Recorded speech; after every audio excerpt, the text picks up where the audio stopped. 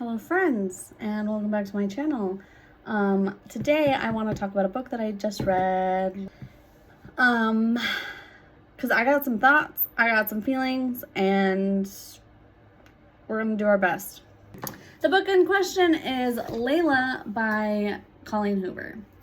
Now, I gave this book 4 stars. Do you want to know why? Because it was an absolute fucking ride, and I wasn't ready for it, and I was taken by surprise, and it kept me on my toes, and I have not stopped thinking about this book. So I think it could be a 5-star, but not like, I didn't love it. I didn't hate it. But I didn't love it. So let's talk about my really big feelings. First, I'm going to read you the synopsis of this book, and then we can go from there. It says, when Leeds meets Layla, he's convinced he'll spend the rest of his life with her, until an unexpected attack leaves Layla fighting for her life. After weeks in the hospital, Layla recovers physically, but the emotional and mental scarring has altered the woman Leeds fell in love with.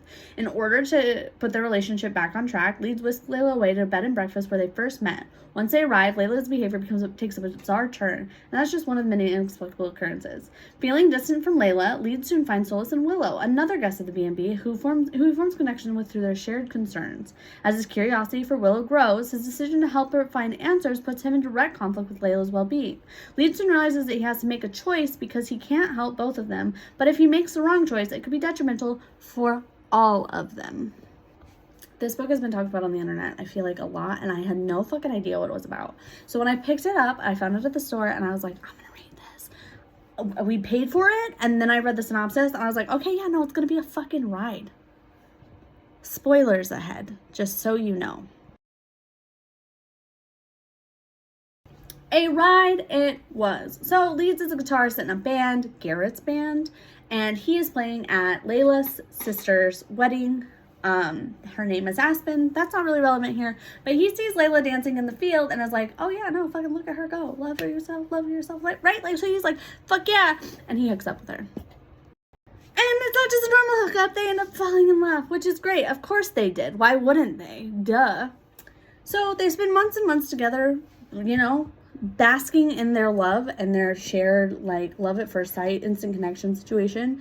And Leeds is absolutely enamored with her until he decides he's going to post a picture of her on Instagram, which not only gives Layla a bunch of unwanted negative attention, but draws the attention of Leeds' ex-girlfriend, Sable. What does Sable do, you ask? She shows up at Leeds' apartment and shoots Layla twice. Now, a little bit of step in here for some thoughts and feelings, because what the fuck? Who's like, oh, I see you've got a new girlfriend, I'm gonna shoot her ass. Where'd you get a gun, Sable? Why was Layla answering Leeds' door? How did Leeds not know that Sable was absolutely, completely unstable? And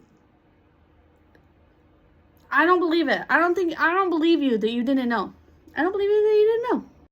Anyways, Leeds isn't able to get to Layla in time, so she gets shot, and when he comes around the corner, he ends up taking Sable's gun and shooting her dead. Great. I mean, not great, but you know what I mean. Now, this leads to, Leeds obviously calls 911. Layla flatlined. Okay, that's important in the story. You don't find that out until later in the story, but I feel like that would have been, like, if that had been given to me, it would have, like, none of the rest of it would have been so shocking. So, Layla flatlines. They get her into the hospital. They stabilize her. They do her surgery. She's got some brain damage. That's fine. Sable is now dead, and Leeds is sticking through it. He sees her through her surgeries, her PT. He gets a different apartment because he's secretly loaded.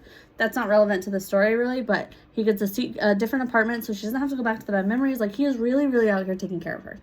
And Layla they're rehabilitating. Well, Layla is rehabilitating, and Layla's being weird. She's got memory loss. All of a sudden, she's obsessed with Leeds' online presence, and he's like, I don't know, this isn't what I want. And in order to rekindle their love, he decides that he's going to take them back to the Airbnb where Aspen was married to see if they can spend some quality time together in the wilderness and, you know, feel that connection again, because he wants to feel it, and he doesn't feel it right now, and I don't blame him.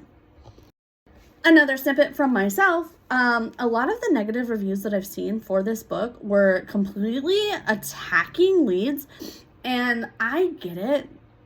Like, you can't just leave her because she got shot on your behalf. That's fine. But put yourself in his shoes and you would want to run away too. You wouldn't be questioning if you could do this.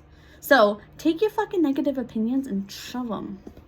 When they get to the Airbnb, well, on the plane. So she's been having anxiety attacks or something. On the plane, she says something and he's like, well, I don't know. I don't remember. So it gets a little suspicious on the plane. Well, when they get there, things take a really wild turn. Wild turn as in Layla sitting there eating a little bit of food because she's worried about her fucking image now and being like, oh, this is delicious. And then flipping out because she ate all her food and she doesn't remember. Now, Lead starts to notice weird things happening around the house. Like, you know, there was, he accidentally left a rag on the stove. Now, this is not... Before I get into this is not a small, like, oh, I think that candle was in a different place. Or, you know, the shelf got knocked, not even the shelf, like, you know, like, that figurine got knocked over. Or I thought that cup was on the other counter or something. This is big fucking ghosty shit. Which makes him question his moral fiber because he doesn't even believe in ghosts. It's a ghost. That's the answer. Willow is a ghost. Anyways, like a situation where he goes upstairs to check on Layla after he started some dinner, and all of a sudden, the water is running, and there's a clang or something, and he runs downstairs, and he had left a towel on the stove, which is now in the sink with water running on it, and the stove is completely off. And he's like, well, somebody couldn't have broken in because all the doors are locked. Why are you so powerful? He ends up on this forum. So Willow keeps doing weird shit. And then he ends up in contact with Willow using the piano as yes or no questions, which is totally cool. Like, you know, I'm not sure why Willow's so powerful, but whatever. Maybe it's a demon. So he ends up on this forum for supernatural things, and he's like, I'm skeptical. And a bunch of people are responding. I'm like, you gotta talk to her. Like, you gotta talk to her. You gotta talk to her. Blah, blah, blah, blah, blah, right? And this one very specific guy, Undercover Ink, is like, have you talked to her? Did you talk to her? Hello? Have you talked to her? And he just won't leave it alone. He ends up distracted for a couple of days, and then all of a sudden he's got an email from this Undercover Ink guy. How'd the guy get his email? We don't know. Doesn't matter. And he's like, have you talked to her? Like, I want to help you. He doesn't want help. Layla doesn't want help. He doesn't want this guy, like, in his house. Whatever. Convinces him that he needs to stay and help her because she's ready to be helped because him and Layla are getting ready to leave and she doesn't want to be alone. Respond. And then a couple days later or the next day or something, Willow says something that's really suspicious about something that only Sable would have known. So Leeds loses his noodles. He's like, oh my God, you're Sable. Oh my God, get the fuck out of Layla. Ooh. Why does he respond to the investigator guy and just be like, we're ready? Why does the investigator guy show up at his house? Why is the investigator guy a damn ghosty too? At this point, Layla's flipping out. Actual Layla is flipping out because she just keeps losing parts of her memory and showing up in random parts of the house, and no one will answer her questions. I don't blame her. I don't blame her at all. So, Leeds decides she's going to tie her body to the bed. Great. To her. Willow is able to take over Layla's body, which is totally fine. Not fine, but you know, and Layla doesn't know. It's about to get real confusing. So, he's able to ask her questions and talk to her and figure it out, and she doesn't want to know why or what she is. She just knows that she just exists and she doesn't have feelings outside of herself, and she recognized Leeds, and being inside Layla's head is a little bit confusing for her. Well, as you could have expected, Leeds starts to fall for Willow inside of Layla. He knows it's Layla's body. He understands that, but Willow's personality is way closer to what he fell for with Layla. Let that sink in for a second. Investigator guy shows up and is like, hey, I'm a ghosty too, so... But that leads the investigator to being like, hey, you guys said that when Willow's inside of Layla, her memories are confused. Let's do a science experiment. So they have Willow take over Leeds' body, and when she's inside of Leeds' body, she's only got Leeds' memories. Do you see where I'm going?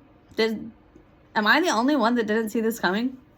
Leeds comes back too. The investigator's like, bing, bang, boom. Your Willow is actually Layla, and Layla is actually Sable. happened was when Sable died and Layla died at the same time, Layla's soul got pushed aside and Sable's body took over.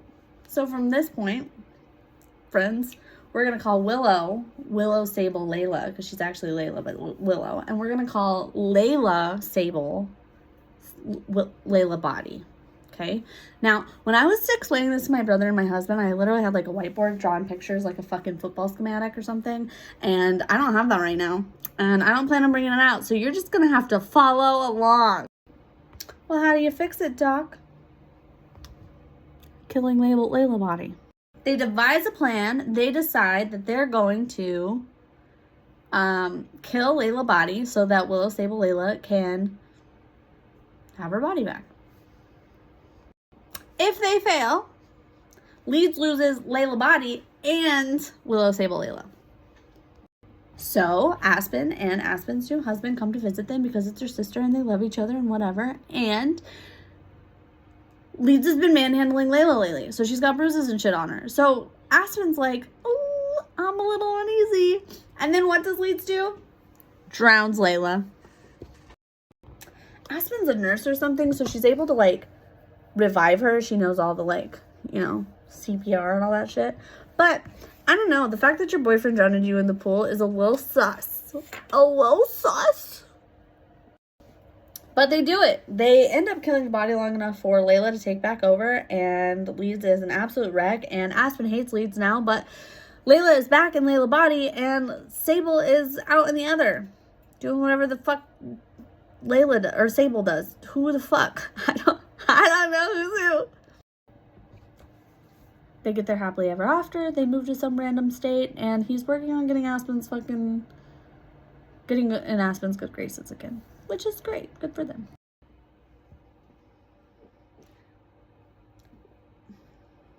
Why did no one on the internet say that this was a book about ghosts? And I mean, ghosts in some like nature are a little unbelievable. Okay, this is just completely like. What are you doing, Colleen? Can we talk about the fuckery?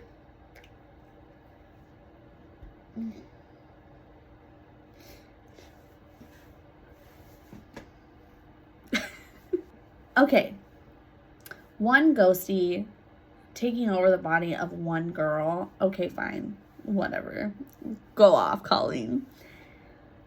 One ghosty taking over the body of a girl that actually is the girl's body, the ghosty girl's body, and the investigator that comes to help you figure it out is also a ghosty.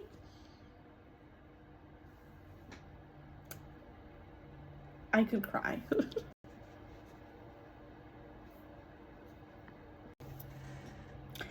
Again, back to the fact that ghosts are a little unbelievable anyway, and then the believability of this story just was not there for me. But I did not, under any circumstances, see it coming. I still have so many emotions. So when you open up the book, the first chapter is called The Interview, right? And it talks about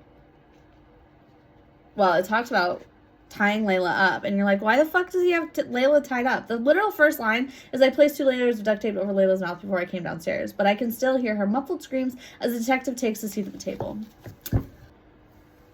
Then he goes on to explain how Leeds was in a band. So I'm like, he's like tied up his girlfriend to talk to the press? And I'm really upset that no one on the internet talks about the fact that there's ghosts in this. I wasn't expecting a ghost story. I feel like no one talks about it. They just mention it all the time. And I've been bamboozled and someone owes me an apology. What the fuck is this? I think as a first Colleen Hoover book, hard pass. I've already read other Colleen Hoover books and I liked them a lot though. So I was like, okay. It keeps it a little original. It was a little slow for me. The very beginning was a lot of just background knowledge and I just didn't fucking care about. So on that front, I think it could have been a little bit more fast-paced or like interesting things happening, and I might have gotten a 5-star for me. That being said, this, like I said, it wasn't my first. If this was your first Colleen Hoover book, I don't think you'd ever pick up another Colleen Hoover book, because what the fuck? I just feel like I was bamboozled. And no one told me. Anyways, thank you so much for coming to my rambling ass fucking TED Talk and spoilery full fucking shit. And I really appreciate you, and please feel free to like, subscribe, and all those other things that YouTubers say, and I will see you in the next one.